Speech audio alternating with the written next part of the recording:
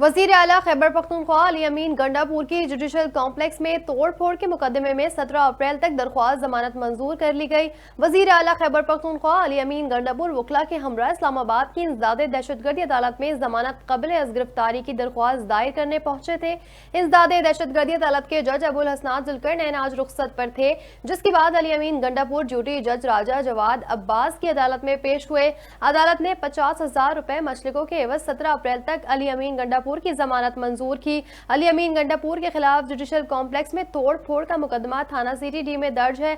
वकील सफाई राजा जहूर का कहना था कि अली अमीन गंडापुर FIR में नामजद है, मगर उनका किरदार कोई नहीं, वो मौके पर मौजूद ही नहीं थे।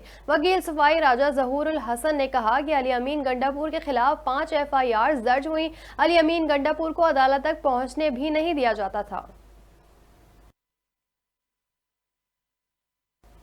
न्यूज़ स्टूडियो से फिलहाल इतना ही।